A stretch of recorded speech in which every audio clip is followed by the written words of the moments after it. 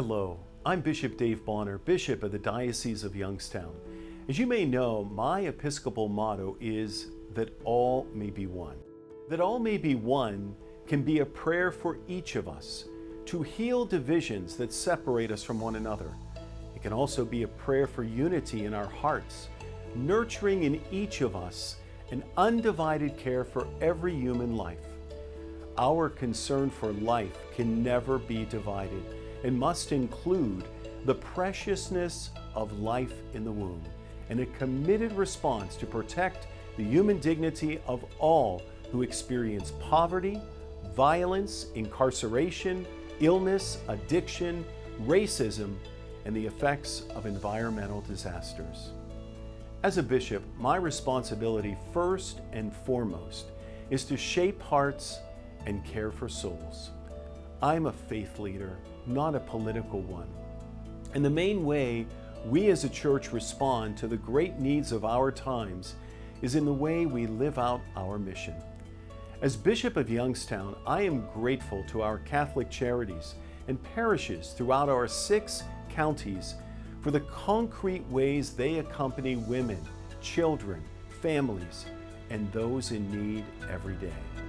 While I would never, as bishop, endorse a political candidate, there are times when the church will weigh in on public matters informed by the gospel. I come before you now to address an important matter that it appears we will all have to vote on in November. United with my brother bishops in Ohio and with the faithful in dioceses throughout our great state, I am urging you to vote no on the proposed amendment in November that would enshrine and expand abortion in our state's constitution.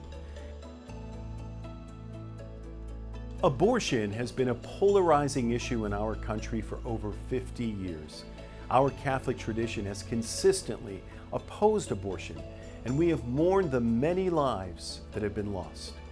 At the same time, it is important that we accompany by listening to one another even in our disagreement.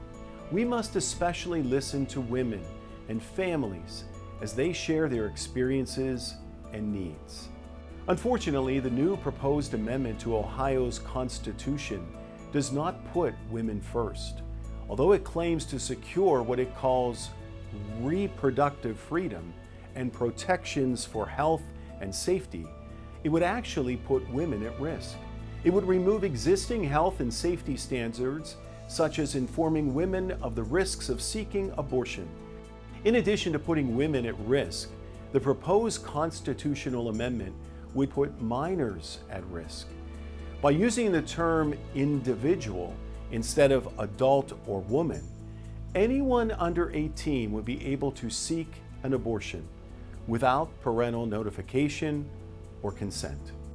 Finally, this amendment would allow for abortions of fully formed babies in the womb, allowing for abortions when the baby can feel pain or even until birth. Even for those who support abortion, this is extreme.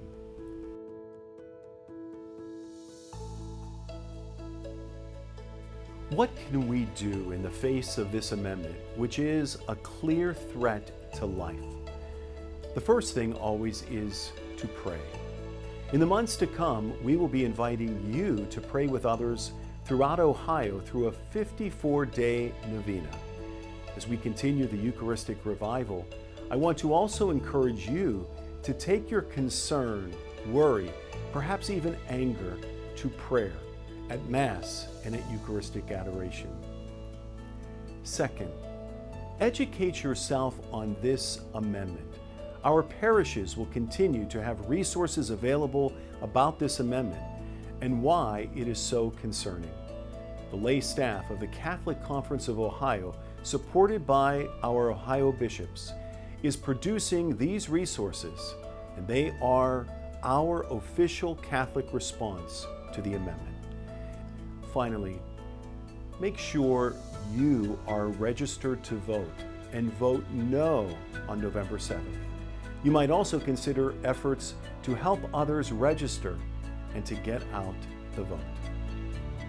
My dear friends in Christ, in the midst of our efforts to protect life, wherever it is threatened, let us never forget Jesus' prayer that all may be one.